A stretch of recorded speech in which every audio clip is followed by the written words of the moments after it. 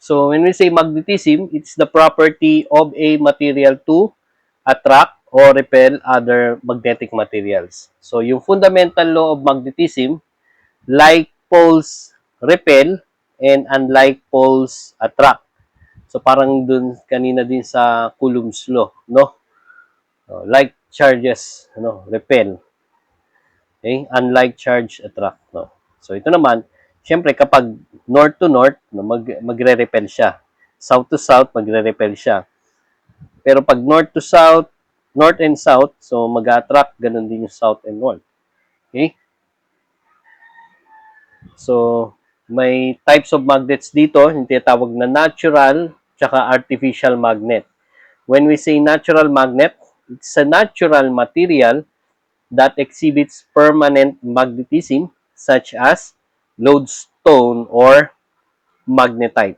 Permanent magnetism, yun talaga yung nila, characteristic na material nila. May natural magnet. Okay?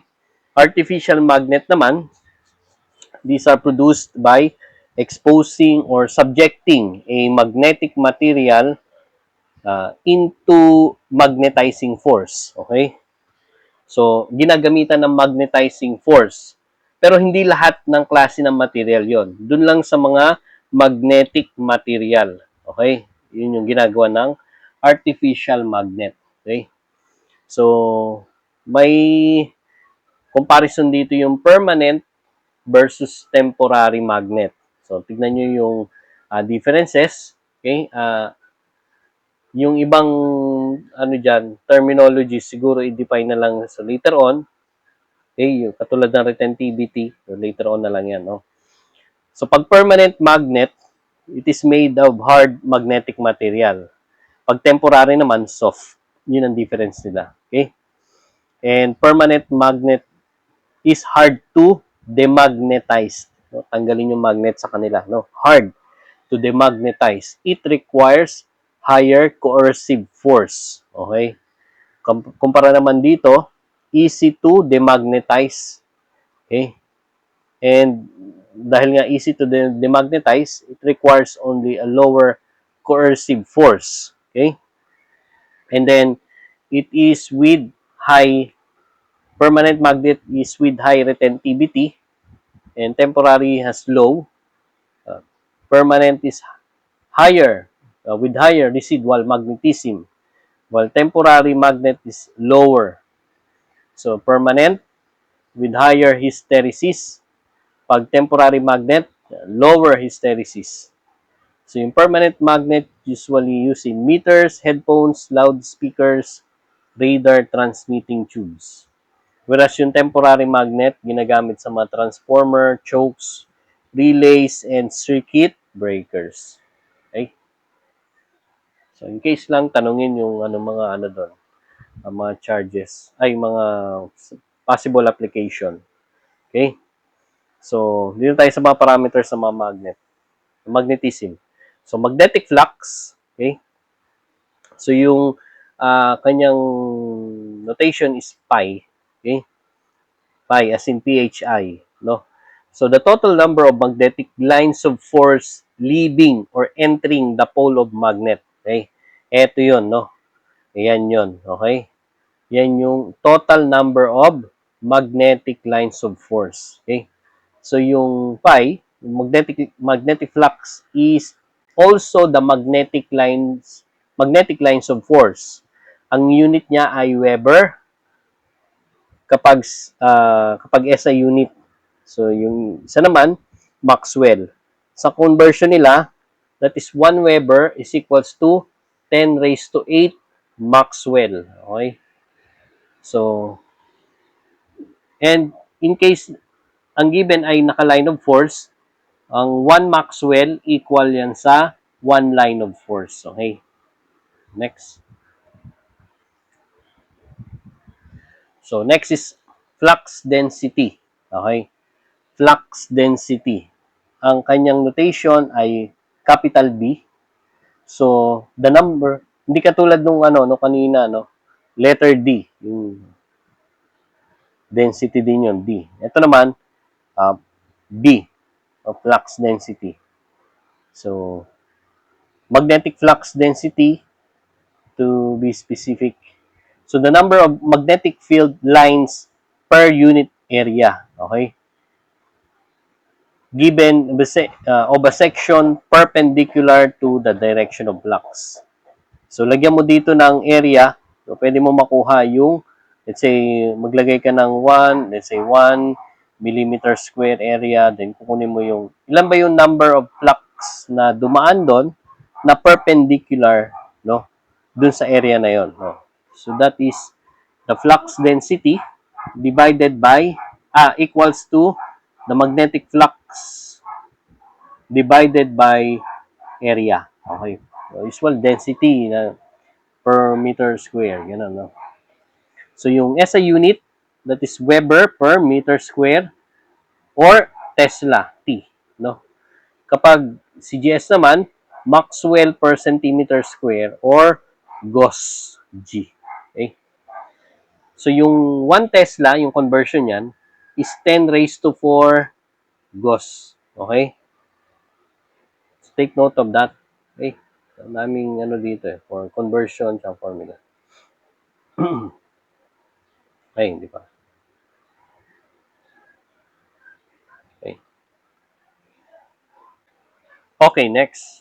So, given a magnetic flux of 25,000 Maxwells in an area of 5 square centimeter, results in flux density of, okay, ang given, Maxwell, tsaka square centimeter, okay, ay nahanap yung flux, okay, hindi, flux density. So, B equals yung flux divided by yung area. Okay? So, that is 25,000 Maxwells divided by area, 5 square centimeter. Okay? Ano yan? 25,000 divided 5. That is 5,000 Maxwell. Ay, yung Maxwell per centimeter square, di ba ano yun? Gauss. Okay. So, meron naman, no? Kasi kapag wala, pilitin natin tong i-convert sa Tesla, no? Meron naman. So, that is letter A. Okay. Okay, next. Given a magnetic pole face has a rectangular section having dimensions 200 millimeters by 100 millimeters. If the total flux emerging from the pole is 150 microweber, calculate the flux density. O, ganun pa rin ulit, no? Okay. B is equals to flux over yung area. Yung flux is 200. Oh, gawin mo ng ano to, meter, no? Kasi ang partner niyan, Weber. So, naka-SI unit. Gagawin natin SI unit. So, 0.2, sorry, flux area pala yun, no? Sa ilalim, 0.2 times 0.1. So, naka-meter na yan. Meter square. Then, sa taas, 150 micro Weber. So, Weber per meter square, that is in Tesla. Check natin kung meron sagot. Answer is 7.5 milli Tesla. Ayan, meron. 7.5 milli, no? Times 10 to the negative 3. Tesla. Okay. So, that would be letter D. Okay.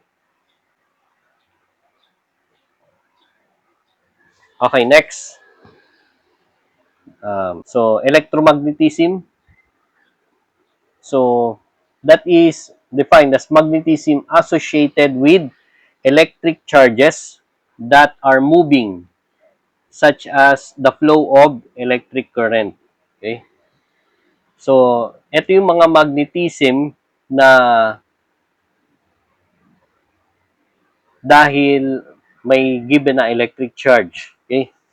Katulad nung, yun na nga, yung current. Okay? So, when we say electromagnet, it is a type of magnet wait lang,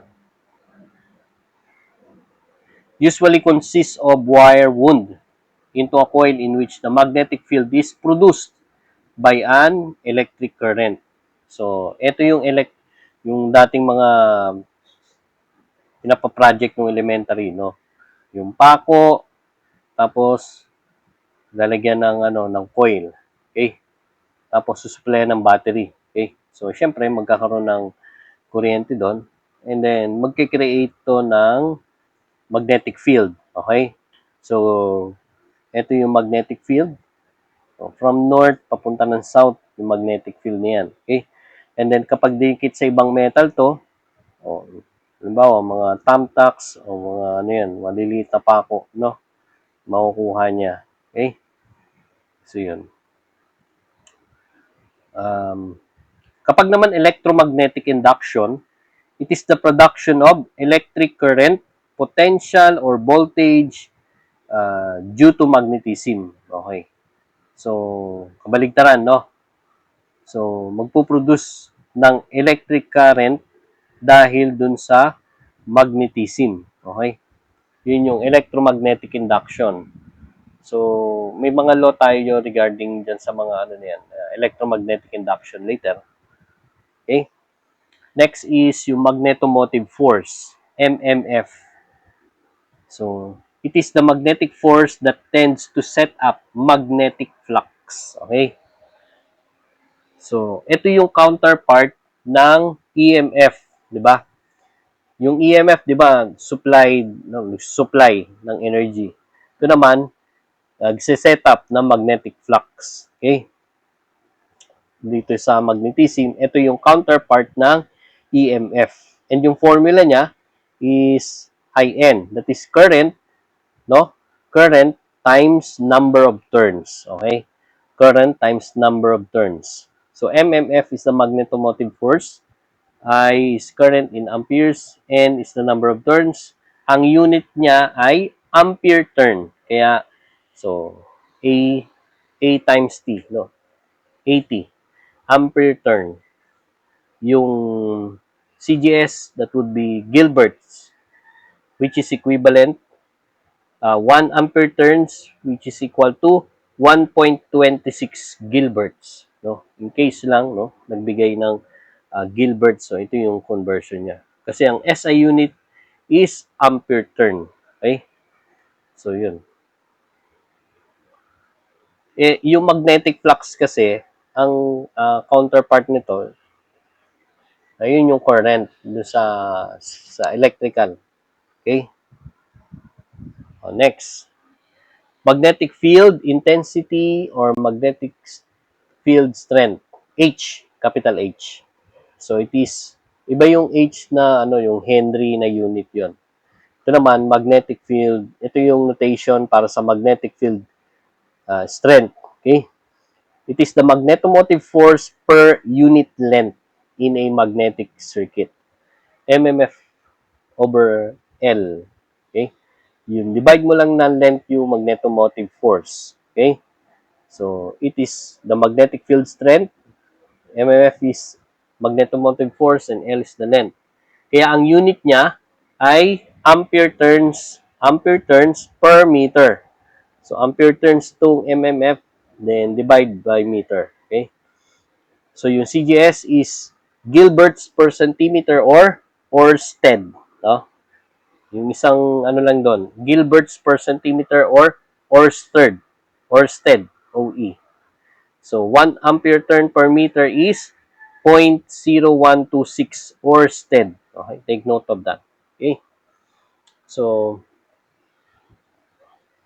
pag kinumpare natin, no, kasi ito yung length, no, ito yung length ng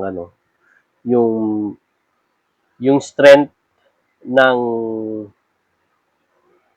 magnetic field, no. That is dinidistribute niya dyan sa length na yan. Okay? Di ba? Parehas sila ng current, parehas din ng number of turns. So, take note, yung number of turns is parehas lang. So, ito lang yung nasakop niya. Okay? So, parehas sila nasakop to. Ito, sakto sa 1 meter. Ito, for example, is may sobra pa kasi 2 meters yan. No? So, ang lumalabas dito is pag mas mahaba, no? Mas mahaba yung length, no? Mas mababa yung distribution ng magnetic field intensity. Kasi marami, mahaba, no? Okay? Marami siyang didistributan. Okay? Mahaba. Okay? Next is yung permeability, mu. Okay? So, it is the measure of the ease in which a given magnetic field can be established in a given material. Okay? So, counterpart nito yung permittivity. Okay? Permittivity sa electric circuit. Okay? Sa electrical, no? Mu is equal to, yung permeability mu is relative permeability times yung absolute permeability. Okay? Ganun din to, no? Pag sinabing relative permeability, unitless yan. Okay? Unitless yan. Okay? Kapag naman yung absolute, yan, may unit yan na Henry per meter. Okay? Henry per meter. Okay? So, ibig sabihin, yung permeability is Henry per meter din. Okay? And then, ito kasing permeability, absolute. Meron yan sa calculator. Constant number 33. No? Magkatabi sila ni permittivity. 32 yung kay permittivity. Okay? So, and yung other formula for the permeability is equal to yung flux density divided by yung magnetic field strength. Okay? B over H. So, ibig sabihin, flux density is equal to mu times H. No? Okay? Okay. So, may classification dito ng magnetic material based on permeability. So, diamagnetic, paramagnetic, and ferromagnetic. Okay? So, possibly, pwedeng magbigay ng ano dito. Yung time namin, puro ganito yung mga lumalabas sa boards. Ewan ko kung, hindi ko natanong kung yung mga ganito may lumalabas pa. Okay. So, pag sinabi diamagnetic, yung relative permeability is slightly less than 1. So, pag greater than 1, paramagnetic. Parang very much greater than 1 pag ferromagnetic. So, usually ang pinakamababa sa comparison ng mga material, magnetic material is diamagnetic, no? Pero ang pinakamataas diyan, ito lagi yung ferromagnetic. Nahuhuli siya kasi daya siya. Ito, tama lang, gitna lang siya, no? Para lang parang tama lang. Pero ito kasi mataas talaga pag ferro ko eh. Ferromagnetic. So, very low repellent effect. Pag naman paramagnetic, very low attractive effect. Pero pag ferromagnetic, that is very strong attractive effect. Okay? So, yung different ng common material sa kanila, tingnan nyo na lang yung differences nila. Okay? Ang dami din yan. No? Okay, next. Pag-solve tayo.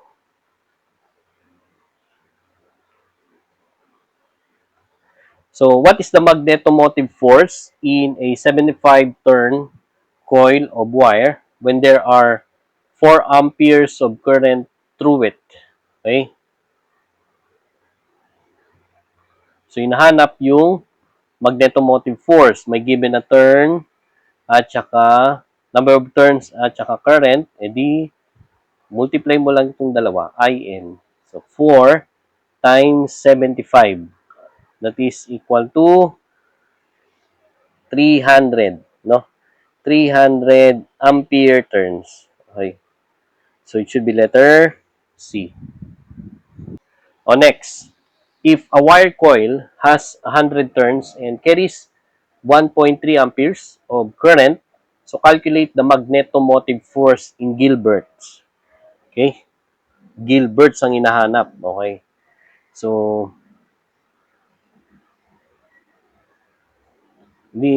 Kumputin muna natin yung MMF in ampere turns. So, meron siyang 100 turns. Multiply nyo lang sa 1.3. Okay? 1.3. So, that would be equal to 130. Di ba? Pero ampere turns yan. Take note, ang ampere turns, equivalent yan sa 1.26 Gilberts. Okay? Sa isang ampere turns. Okay? So, multiply pa natin to ng 1.26. That would be 164. Okay? Or approximately 163. Okay? In Gilberts. Okay? Letter D. Okay? Up. Okay, next. So, given a current of 5 ampere is passed through a 1,000 turn coil wound, okay, on a circular magnetic circuit of radius 120 millimeters, calculate the magnetic field strength. Okay? Calculate the magnetic field strength. Okay? Yung magnetic field strength, yun yung H. Okay? So, di ba yung formula niya is magnetomotive force divided by yung length. Okay? So, may given naman na, ayan, ampere turns. 5 amperes times 1,000 turn coil divided by the length of, gawin natin tong SI unit, 0.12 meters. Okay? So, yung H is equal to, this one is ampere turns per meter. Okay? Alam ko na. Sorry. Ito pala ay radius pa lang, no? Radius. Okay, sorry. Ang length, no? Okay? Circular, no? Pag sinabing circular, and then ang given ay radius, hindi radius yung length doon, no? Kukunin mo yung circumference. So, yung circumference, yung length, that is 2 pi r. Okay? 2 pi r. Naalala ko. Okay? 2 pi r. So, this one is radius. Multiply pa natin ng, o divide pa natin ng 2 pi yung given. Okay? Divide ng 2 pi. So, that is equal to 6,631.5. No, that is in ampere turns per meter. No, radius pa lang pala yan. Sorry. Okay, next. Letter C. So, given a flux density of 1.2 Tesla is produced in a piece of cast steel by magnetizing force of 1,250 ampere turns per meter. So, find the relative permeability of the steel under these conditions. So, may given na flux density, yun yung B. Okay? 1.2 Tesla. Okay? And then, yung ampere turns per meter, yan yung H. Okay? 1,250 ampere turns per meter. Okay? So, hinahanap yung relative permeability. Take note, ang formula niyan, permeability is yung flux density divided by H. So, kung relative permeability, mu R times yung absolute is equals to B over H. So, ang gagawin natin, yung relative permeability is yung flux density divide H times, divide din natin yung absolute permeability. So, ang relative permeability ay, yung Tesla kasi, ano na to? SI unit. Okay na yan. SI unit na rin to, kaya wala na tayong i-convert dyan, no? Okay? Tapos yung nasa, okay na yan. SI unit naman na yan. Yung permeability, absolute, no? 1.2 divide 1 to 50. Okay? Divide. Constant, 33 yun, Okay? So, okay, 763.9. Or, ayan, okay na to. Tingnan nyo, dalawa yung 764, Tandaan nyo kapag relative permeability, unitless yan. So, may trap doon. Should be letter D, dog. Mali ito kasi wala namang unit yung mali na yung dalawa na yan. Wala na yung unit yung relative permeability. Okay? So, yan. Next. So, let us find the magnetomotive force needed to produce a flux density of 0.33 Tesla in an air gap of length 15 millimeters. Okay? So, solution. So, may given a flux density 0.33 Tesla. Okay? Hinahanap yung MMF. Okay?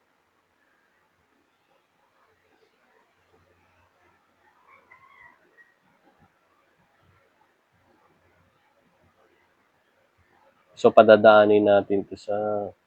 So, MMF is equal to, di ba, ano to? Magnetic field strength times yung length. Okay? Yung length. Okay. And then yung H, di ba, ano to? Yung mu is equals to B over H. So, that is flux density divided by mu times yung length. Okay? So, meron ng B times length. Yung mu, the relative permeability, meron ba? Wala namang air. Okay. So, that is just equal to 1. Yung absolute permeability na lang. So, basta ilagay nyo na lang sa SI unit to. So, B, 0.33 Tesla. Then, yung length, gawin yung milli. So, 0.015 yan. Divide 1,000. Okay? All over, ayan, yung nasa constant 33. So, that yung MMF is equal to 3939.12. Ayun. Sige. Double check ko nga. Ayun, yun. 3,939.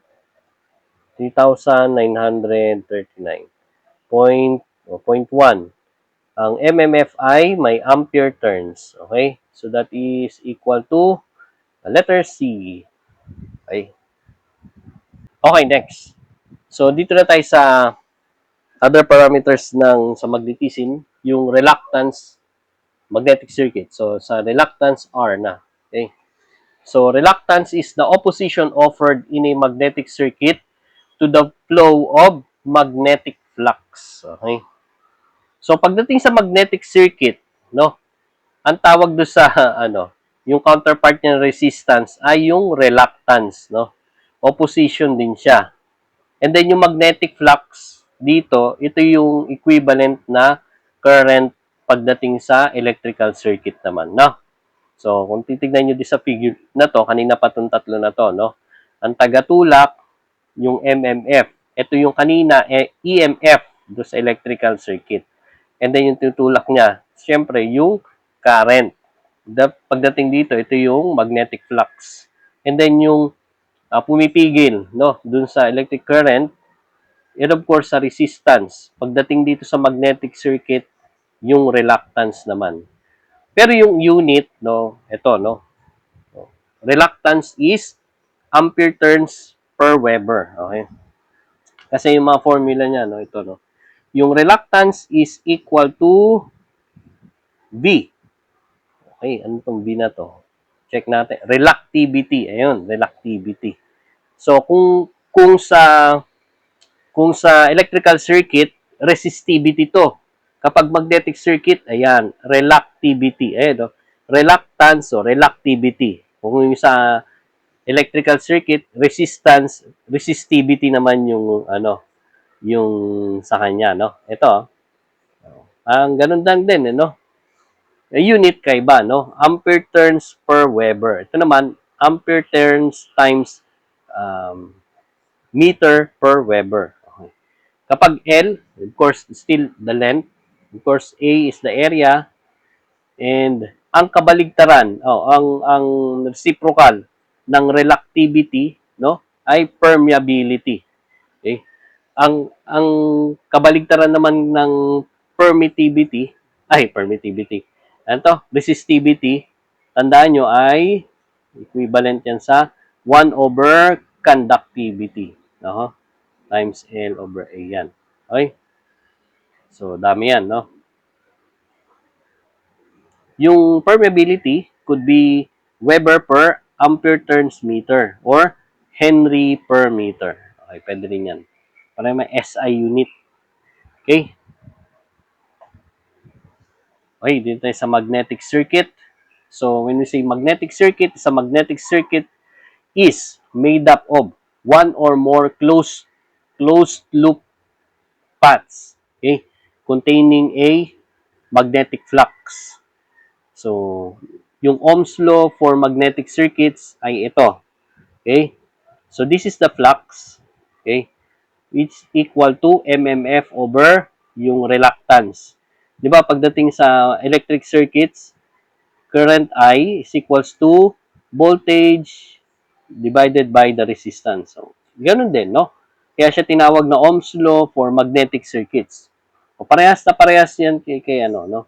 Sa electrical circuits. Nagkaiba lang yung mga units yan, no? So, this is the magnetic flux equals to magnetomotive force divided by the reluctance. Okay? So, maging familiar din kayo, no, sa unit, no? Minsan pag nakakalito, no? Minsan dinadaanan lang natin sa unit. Okay. Okay, good. Next. Sa magnetic circuit, meron din siyang tinatawag na reluctance in series at reluctance in parallel. So, katulad sa resistance sa series, yung sum lang, 'di ba? Pag sa series yung resistance equal sum lang ng mga resistances na naka-series, no? Okay? Kapag naman flux, ito yung current, 'di ba? Pag current dun sa series circuit, equal lang din 'yan, no? Katulad dito, no, yung magnetic flux, equal lang lahat 'yan, no? Kapag naman naka-parallel, madaling tandaan kasi ganun din naman yung formula niya. For example, dalawang resistor o tatlo, okay? 1 over 1 over R1 plus 1 over R2 plus 1 over R3. Kung halimbawa, tatlong resistance yan. Oh, okay? Dito, tatlong material yan na magkakaparallel. Okay? And then yung flux, kapag parallel, di ba, yung total current, di ba, sum lang din ng individual currents yun. Okay? So, ganun na ganun pa rin. No? Okay? Next. Solve tayo ng problems dito. So what is the reluctance of a material that has a length of 0.07 meters, a cross-sectional area of 0.014 meters square, and a permeability of 4,500 microweber per ampere turns meter. Okay? So, anong unit to? Ay, binanggit na pala, permeability. Okay? Okay, so yung tinatanong dito na reluctance, ang physical, yung tinatanong dito, no? Physical ang pag-solve, hindi yung Ohm's law, no? That is yung reluctance equal to yung reluctivity times the length over the area. Okay? Wala naman reluctivity, pero nandito yung reciprocal ng reluctivity, no? That is 1 over the permeability, no? 1 over permeability, that's 4,500 microweber. Okay na yan, naka-SI unit na yan. Okay? 4,500 micro. Then yung length, 0.07 meters. And then yung area, cross-sectional area na to, in meters square, so 0.014. So yung reluctance, that is equal to, okay, lagyan natin yung unit, no? This is meter square, para makita natin yung unit. So yung unit nito is, lagay ko dito ano to? Weber per ampere turns meter, no? So, magka-cancel dito yung meter, mag-multiply dito. Then, cancel yung meter square. So, tas babaligtad, ang unit ay ampere turns per Weber. Yun ang unit ng reluctance. Okay? Yun. Meron. 11111.1. Okay? That is ampere turns per Weber. Although, since naka-SI unit naman lahat na yan, okay na yan. Okay. So, the answer is letter A. Okay, next. So, next problem. So, there is a 900 milliampere current through a wire with 40 turns. So, what is the reluctance of the circuit if the flux is 400 microweber? Okay? So dito na natin malamang gagamitin yung Ohm's law. Okay? So, may given na current and number of turns. So, we will get the magnetomotive force. Magnetomotive force. Okay? Ampere turns, 900 milli times 40 turns. No? So, that is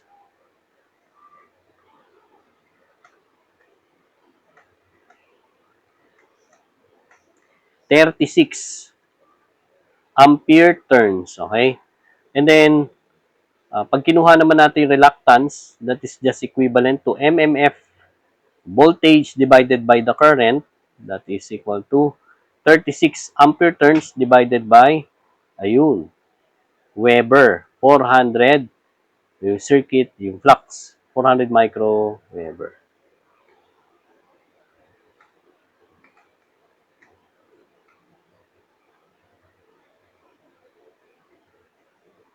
And the reluctance equals to 90, no? 90. 90,000, no? 90,000 ampere turns per Weber. Naintindihan, class?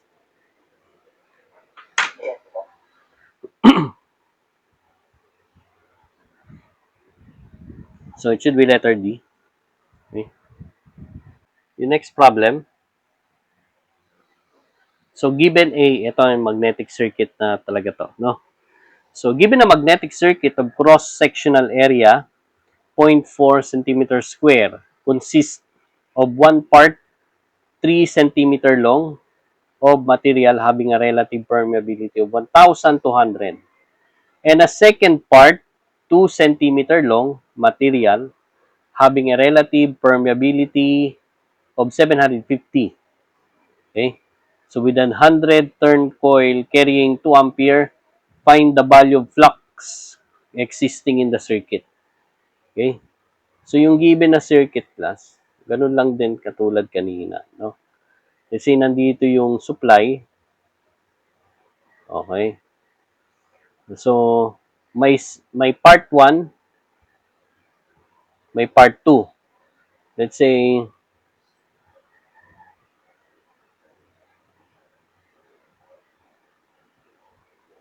so ito yung supply. Ayan. Let's say ito yung part 1, ito yung part 2. Okay? Yan. Okay? So, syempre, yung given na area, parehas na yan kasi magkadugsong yan eh. Okay? Magkadugtong na yan. So, area is equals to 0.4 centimeter square. Okay? So, hinahanap yung flux. Okay? Hinahanap yung flux. Okay? So, pag magkadugsong mga ganyan, that is just a series circuit. No? Wala namang binanggit, no? Pero, ayun dun sa ano, no? Second part, so, magkadugtong, no? So, that is consider lang na series, no? So, yung flux total is equal, no? Sa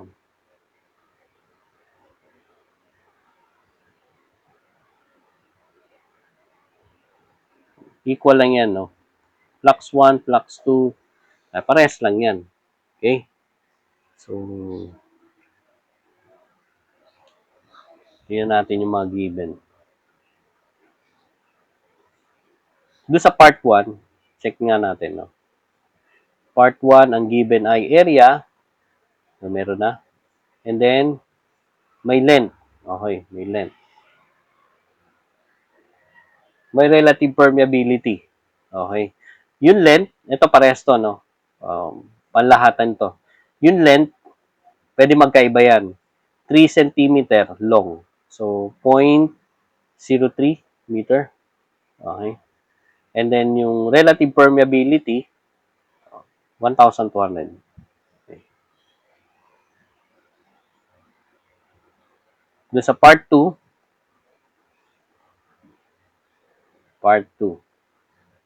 Second part 2. 2 centimeter long, okay? 0.02. Okay. And then, yung kanyang permeability, relative permeability, is equal to 750. And the number of turns sa part na to na supply, 100 turn coil carrying 2 amperes, find. So, kunin natin yung MMF, magnetomotive force, that is 100 turns, 2 times 100, no? That is 200 ampere turns. Okay.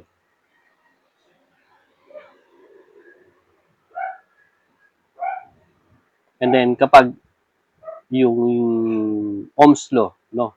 Yung Ohm's law niya, that is reluctance. Okay. Wala tayong makuha. Kasi, wala nga, reluctance, no? MMF lang. So, yung reluctance, physical yung pagkuha. That is equal to, ayan, reluctivity. Again, wala namang given na reluctivity. Kaya, 1 over permeability. Ayan. Times the length. May length, may area. Yung permeability, makukuha natin to, no? That is equal to 1 over relative permittivity. Permeability, 1,200. Then, ito ay yung mu absolute, no? Times yung length ay dun sa part 1, 0.03. Dun sa part 1 na area, pares yan, 0.4. Okay. Dun sa reluctance, reluctance, no? Yung first reluctance, so 0.03 divide 1,200 divide yung constant 33 divide 0.4. Ang reluctance ay 49.74. Okay?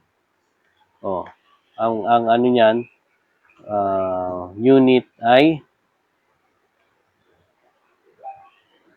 ampere turns per Weber yan. Okay. Per Weber. Okay. Next. Sorry naman, dito na lang yung R2. Okay. Dito naman yung R2.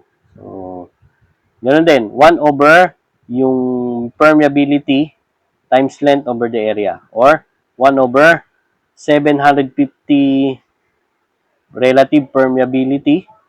Then, absolute permeability times yung length, 0.02. Okay? Divided by area, parehas lang naman 0.4 yan. Okay? That is 53.05. That is ampere turns per Weber. Okay, makuha na natin to. Ito yung reluctance total eh. Okay? Reluctance total. So, kung ito ay 200 ampere turns divided by yung total, no? Plus, yan, 49.74. No? So, ilagay nyo lang dito yung total, no? So, yan, no? So, that is equal to 102.79, no? So, yung flux is equal to 1.95, no? 1.95. So, this one, therefore, yung flux is equal to 1.95 Weber. Okay? Weber. Weber yan, Weber. So, the answer is, Ba't ganun?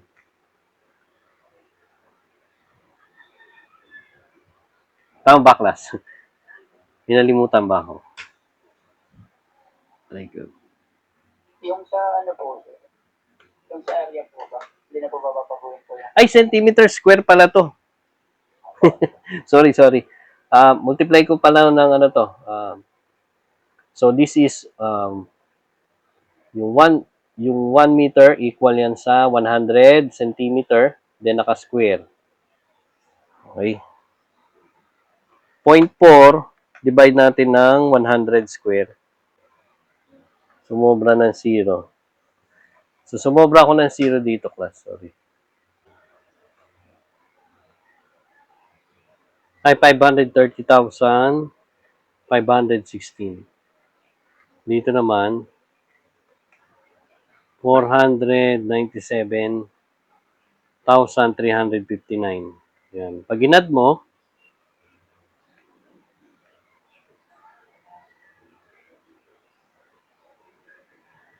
1.0278.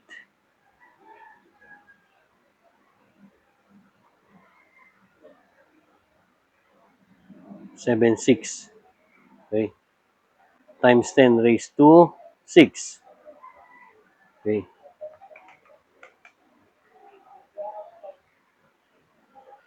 So this is 0.194 o 95 milli. Tama na?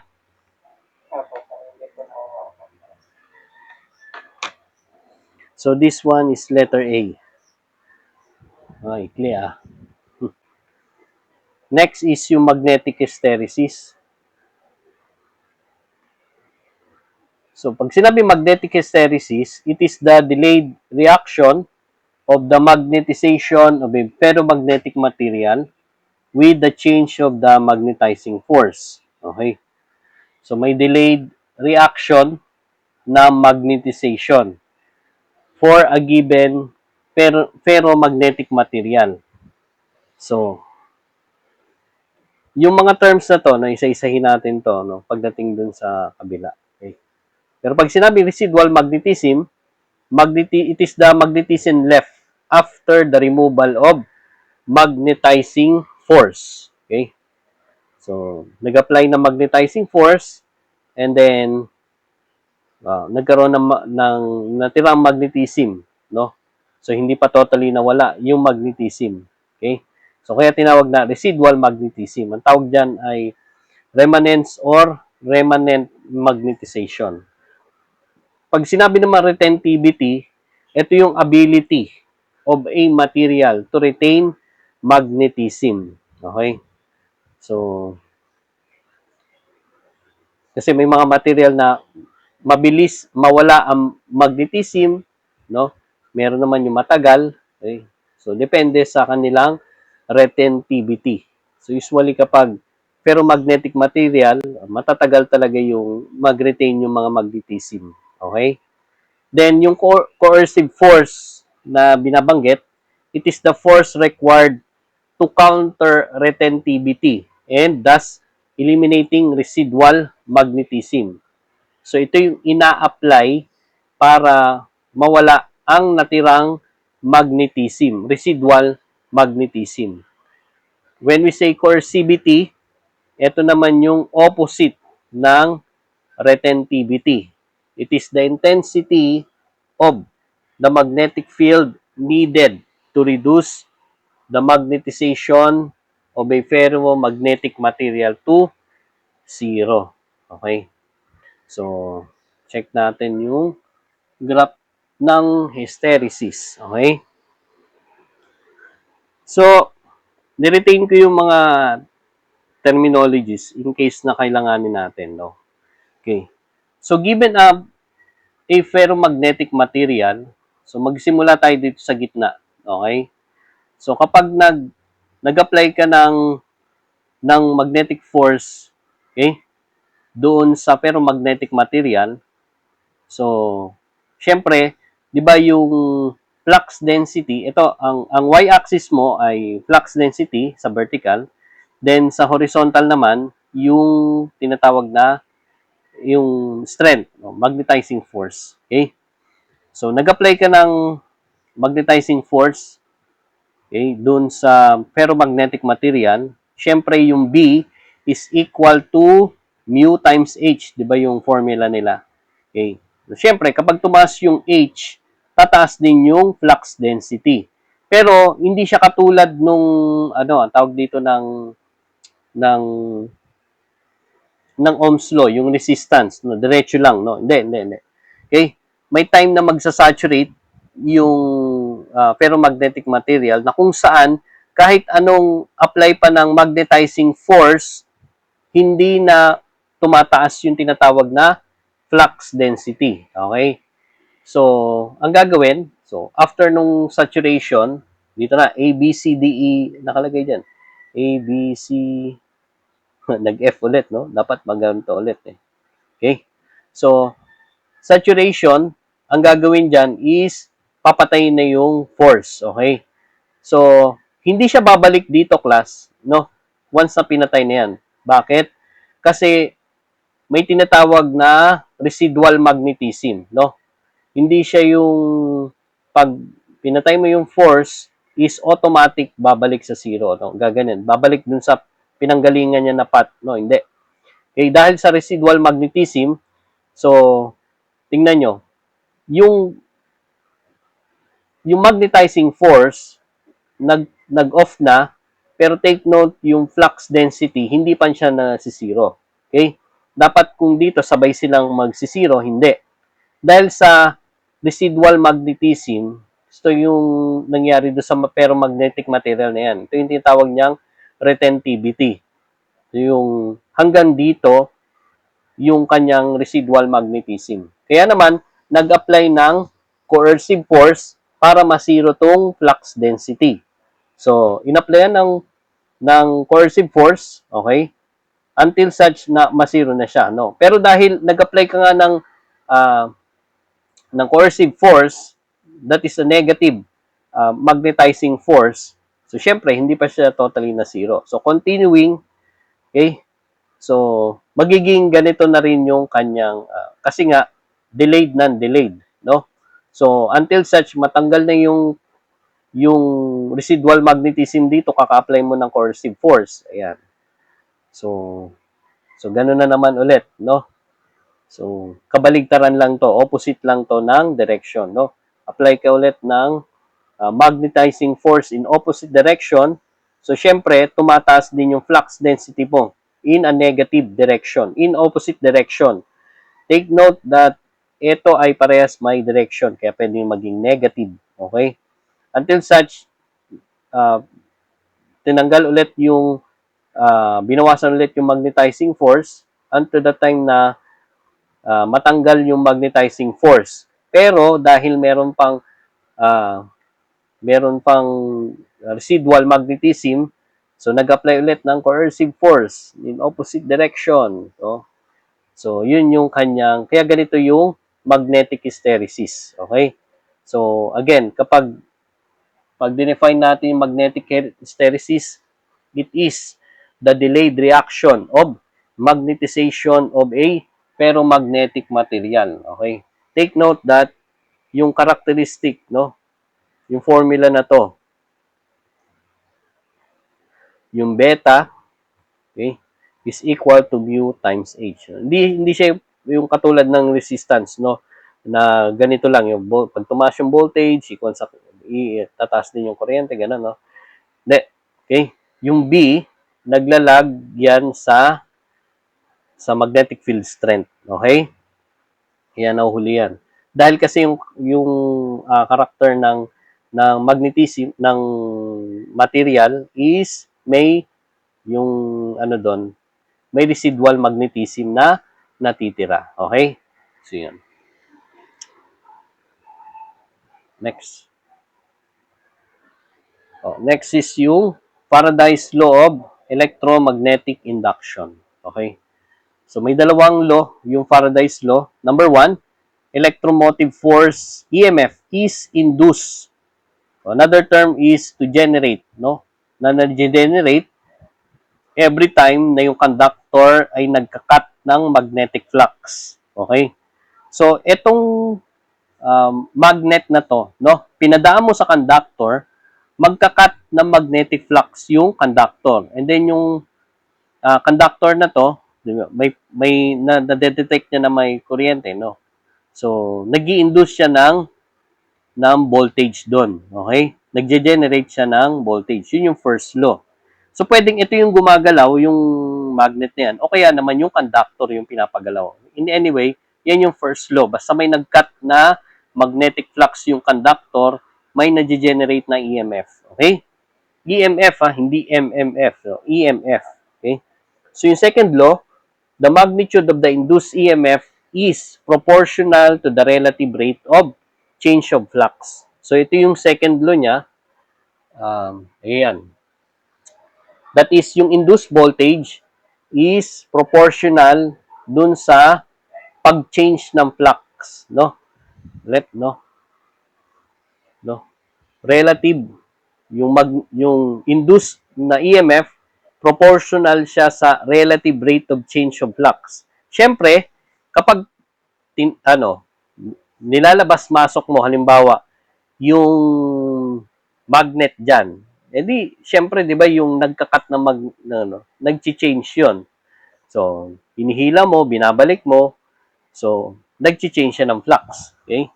So, yung induced voltage is equivalent. So, yung formula niya, that is just the number of turns times the change in flux. The rate of flux. Okay? Rate of change in flux. That is in Weber per second. O, kasi ito, Weber to. Flux yan per second. Times number of turns. Okay?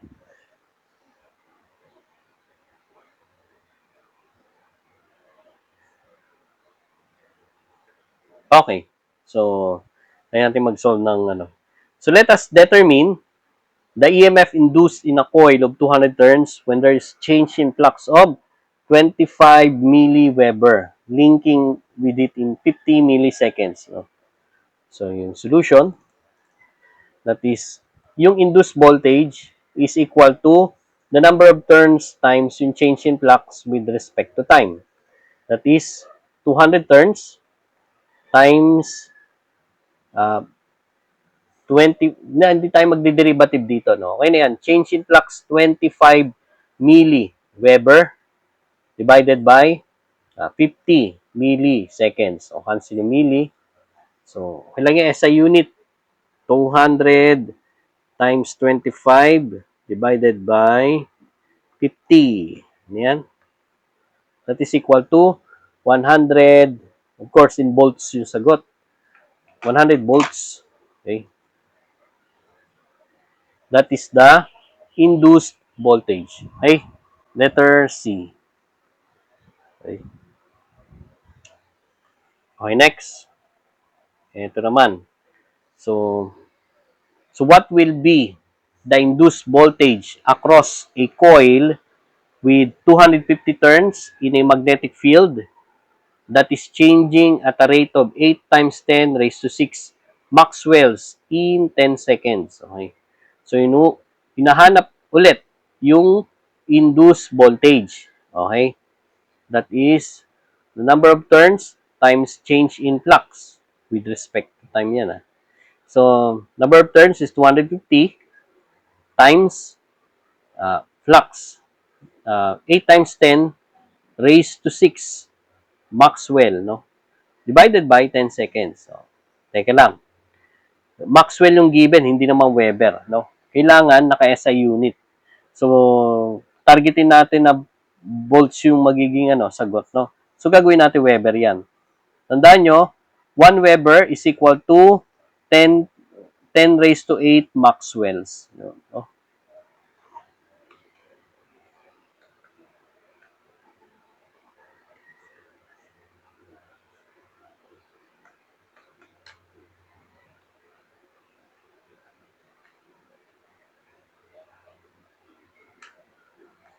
Sagot ay letter D. So, yung induced voltage ay equal sa 2 volts. Ayan. So, letter D. Okay. Oh, meron pa. Overtime na ba tayo? Ay, sorry, overtime tayo. Okay lang, class ha. Tapusin ko na lang to. May klase pa ba kayo pagkatapos nito? Ngayong gabi? Wala yan. Okay lang, i-overtime ko na. I-diretso ko na yung record ko, ha? Double check ko yung record. Ba hindi nag-record, oh. Yun. Nag-record naman.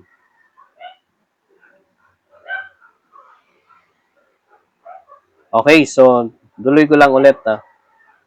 Mga last topic na to, class. Sorry naman, natagalan tayo sa isang problem. Sorry. So, ito naman yung screw rule, okay?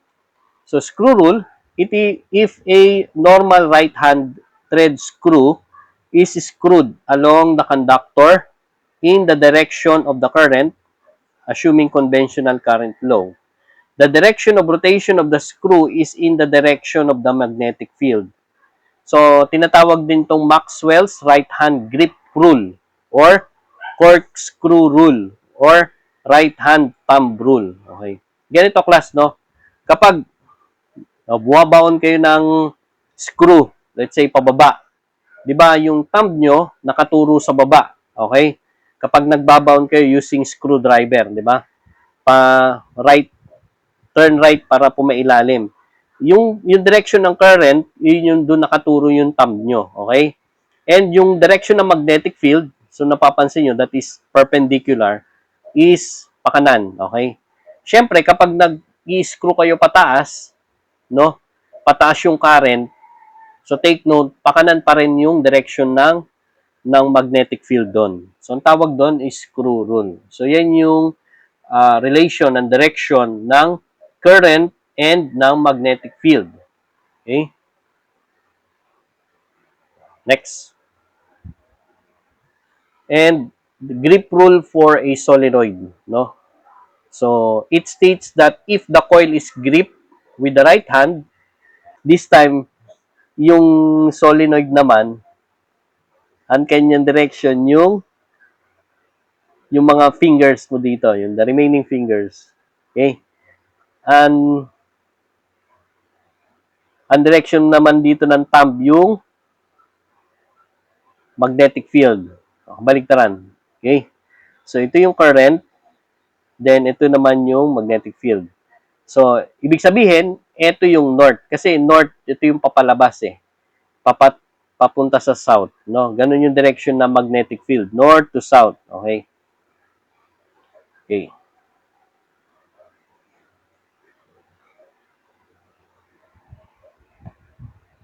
Next is yung Hall effect. Hall effect. When we say Hall effect, the concept whereby a small voltage is generated by a conductor with current in an external magnetic field. Okay? So, halimbawa, no, meron ng may naka-fix na dito na nagge-generate ng magnetic field. No? Let's say ito may north to south, and then yung north nagbibigay ng magnetic field papunta sa south. Tapos nilagyan mo sa gitna ng conductor, okay? So magge-generate 'yan ngayon, no, out of nowhere, no. Magge-generate niyan ito ng conductor to ng current, no. So magde-generate siya ng current. So ang tawag doon yung Hall effect, okay?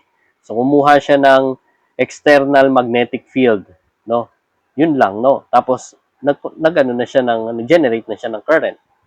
And then yung Lenz law. Yung Lenz law, so given in electromagnetic induction, the current set up by the induced voltage tends to create a flux whose direction opposes any change in the existing flux. Okay? So, ganito lang yung Lenz law, no? Let's say, ito, paikot lang, yung loop na pwede mag-generate ng current, no? Okay? So, syempre, kapag walang magnetic field, walang current. Pero kapag nilagyan mo dinikitan mo ng may magnetic field, na magnet, no? Say magnet, okay. Syempre, magkaroon ng magnetic field. And then, yung magnetic field na yan, okay, magke-create ng current dito. Magi-induce ng current. Pero as you move, no? As you move the source of magnetism or the source of magnetic field, ginagalaw mo, no? Palapit, palayo, palapit, palayo. Oh, ang nangyayari diyan, nagchi-change daw ng flux, no? Pero yung pag-change ng flux niya is pag-change din ng flow ng direction ng current, okay? So nilapit mo, nagkaroon ng induced current. Pero yung nilayo mo ulit, nag-change ng flux, nag-change din ng direction. Okay? Yun yung Lenz law. Okay? Okay. Then, okay, so last problems na to, no? Wala nang topic, no? Wala na, last na to. Promise. So, what is the difference between magnetic flux and magnetic flux density? So, alam naman natin, pag sinabi magnetic flux density, ito yung may area pa, no?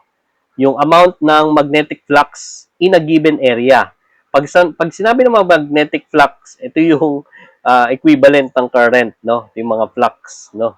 Ito yung lines of force. Kaya pag sinabing magnetic flux, it is the group of line of force. So, mali ito, no? Yung lines of force density, hindi yon. Ito, possible pa, group of lines of force. Pag naman magnetic flux density, flux per area. O, ito, tama itong B. Okay? Wala naman na ibang tatama dito, no? Group, lines of force pareha, so mali. So, the answer should be letter B. Yeah. Next. So, what is this magnetic field strength required to remove the residual magnetism? Ano daw yun, class? Ano daw ang magnetic field strength na nare-require para ma-reduce yung residual magnetism? Hysteresis, coercive, magnetizing force, or reluctive force? Ha?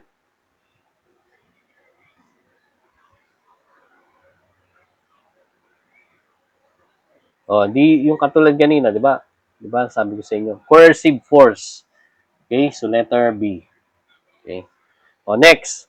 In comparing electrical and magnetic quantities, okay, magnetic quantities, current in an electrical circuit corresponds to what parameter in magnetic circuits? Ano daw ang current katumbas niya sa magnetic circuit? Quantity? Walang iba kundi ang, ano yan? Okay, yung flux. Okay? So the answer should be letter B again. Okay? So what refers to the phenomena of lagging behind of changes in flux density compared to the changes in magnetic field strength? Ano daw ang phenomenon, lagging ng flux density? So that would be remanence, coercivity, permeance, o hysteresis. So, should be letter D. Dahil sa hysteresis, no, may delayed reaction. Okay, naglalag yung flux density. Okay. So, next problem. Which of the following are true regarding reluctance? It is directly proportional to the length of magnetic path. Or number 2, it is directly proportional to the permeability of the material. Okay. So, yung number 1, yung reluctance is directly proportional. Di ba yung formula nun ay reluctivity, no? So, proportional siya sa length. Okay? Tama naman. Tama tong 1. Tapos, pag permeability, 1 over permeability times length over area. So, ibig sabihin, hindi directly proportional. No? So, ang tama ay 1. 1 only. So, it should be letter A. Ano pa? So a coil of wire is placed in a changing magnetic field. If the number of turns in the coil is decreased, all other things remain unchanged. The voltage induced across the coil will, ano to? So yung induced voltage is number of turns times change in flux with respect to time. So, kapag daw ang number of turns nag-decrease, nag-decrease, ano daw mangyayari sa induced voltage? Oh, and kung halimbawa yung iba hindi naman nagbago, natural, magde-decrease. Okay? So, letter B.